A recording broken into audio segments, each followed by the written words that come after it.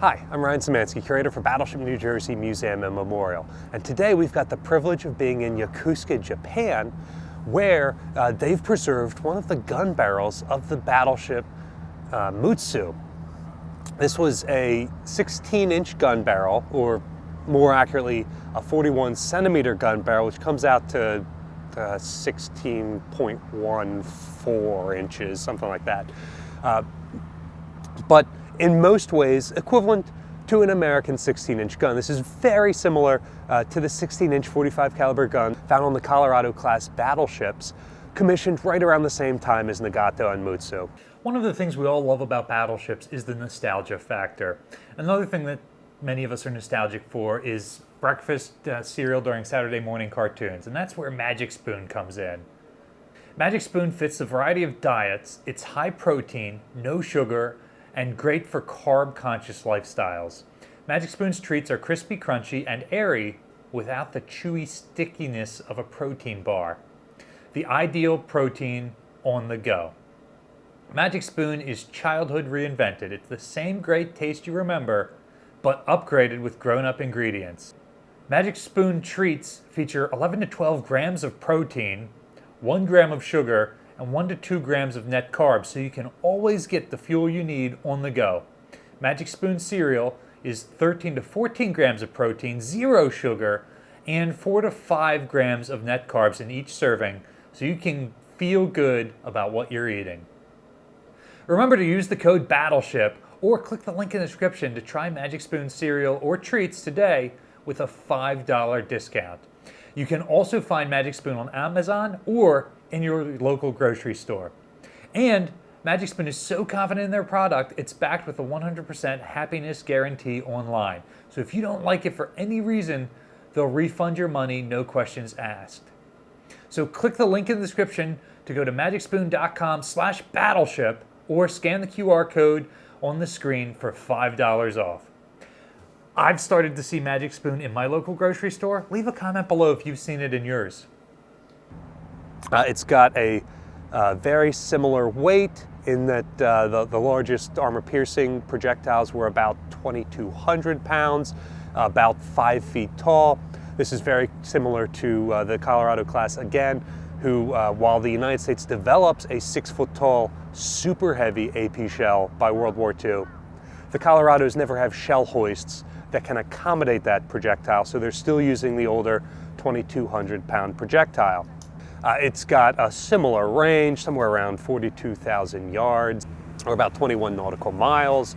It's a very, very similar weapon system. This is the first gun, the first battleship caliber gun that's developed in Japan. Prior guns, their 14-inch gun used on the Kongos, Fusos, and Issei class battleships, was designed in Great Britain. So the Japanese took the design of that gun, and they looked at the excellent British 15-inch gun, and then they took that and turned it into a 16-inch gun. And that's what we have here today. But the purpose of this video is let's look at the gun barrel, and more to look at this shell, because this is a very special shell.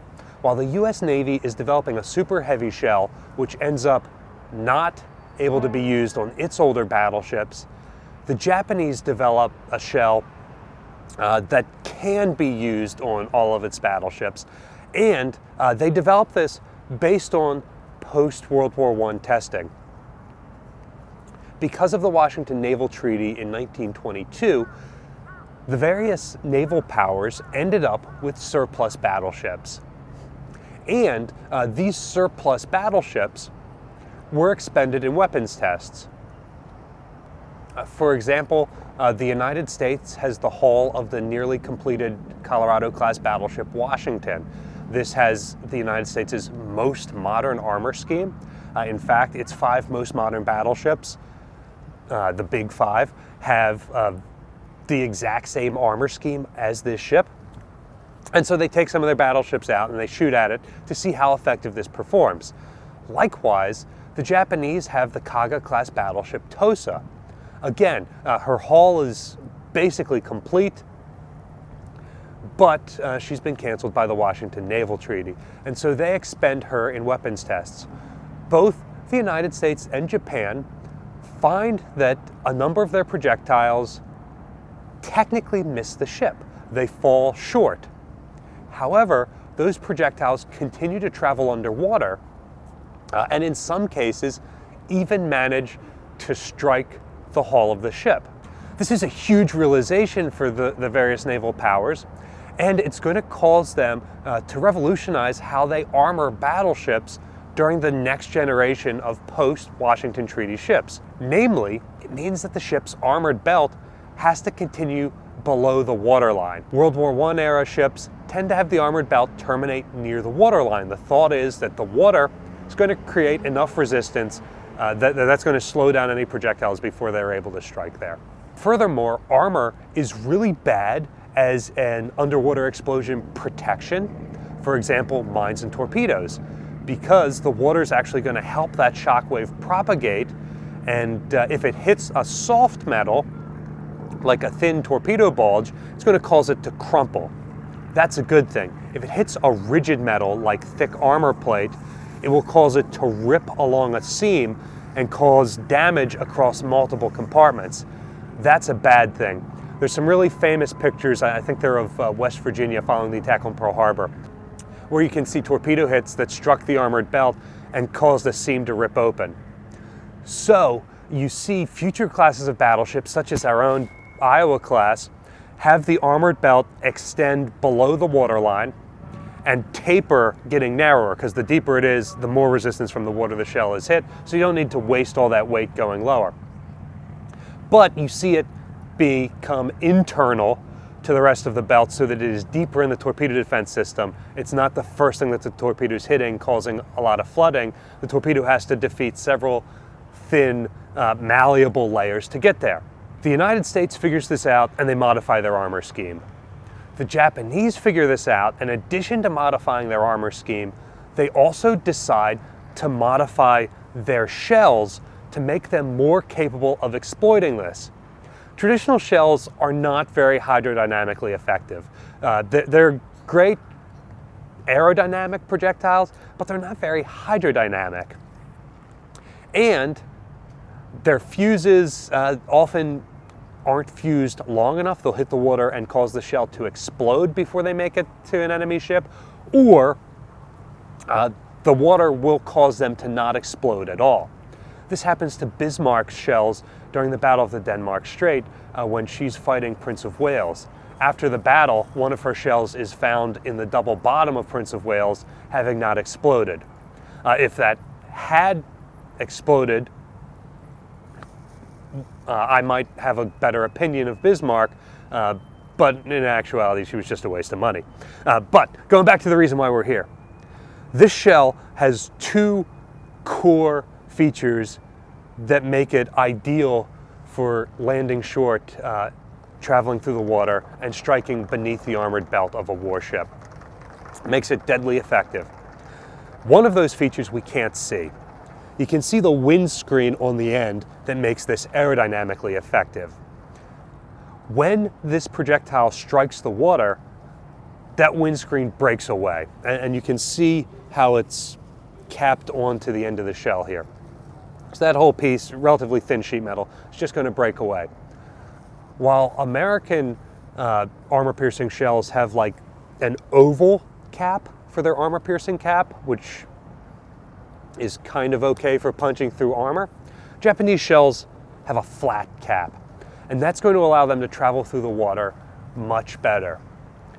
The other core feature that you can see is how the back end of the shell tapers inward, and that is going to give these shells much greater hydrodynamic efficiency and allow them to travel further underwater. They also have other modifications with the fuse that'll allow that fuse to detonate after traveling underwater and punching through a target. Japanese shells like this were effectively used a number of times during World War II. Most famously, more recent research of the Battle of Leyte Gulf, for example, has showed that Yamato scores hits at long ranges that could arguably be called near misses, but I believe more accurately should be called hits, because the projectile strikes the water short of a ship, travels underwater, and detonates. One of the American escort carriers at Leyte Gulf is hit like this. Now, the U.S. Navy would classify that as a near miss. The shell didn't strike. The shell landed short. However, given that the shell did exactly what the Japanese designed it to do, it travels underwater, it hits the ship, and it explodes. Well, that seems like a hit to me. And that's not the only time, it's just the one that historians have most recently come back to review. While American shells were not specifically designed to travel underwater the way Japanese shells were, the top of my head, I want to say Yamato scored that hit on the escort carrier at a range of something like 13 nautical miles. American shells do most likely still perform that way to a certain degree. In Washington's duel with Kirishima, Admiral Lee self-reports something like 9 or 10 major caliber gun hits on Kirishima. Kirishima's crew reports significantly more hits than that. And the discrepancy here is most likely Lee only counting hits that he can see to the above water part of Kirishima, and Washington actually scoring several hits that plunge underwater and strike her below the belt.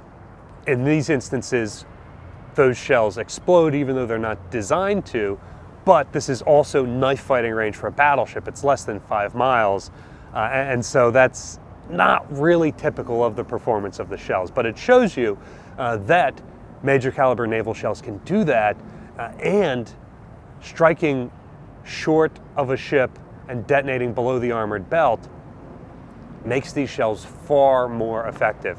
You can put a ton of holes in an enemy battleship above the waterline and not sink her. That was the case with Bismarck, who took dozens of major caliber shell hits. But when you start to put hits below the waterline, like Kirishima receives, you're able to sink that ship. So what do you think? Do you think American shells were poorly designed for not having this ability that the Japanese developed? Or do you think it was unnecessary? Let us know in the comments section down below. Battleship New Jersey receives operating support from the New Jersey Department of State, as well as from a number of other businesses and private individuals like yourselves. We really appreciate your support. There's a link in the description below for ways you can donate to support the museum. You can also support us by liking, sharing, and subscribing so more people find out the museum and our channel. Thanks for watching.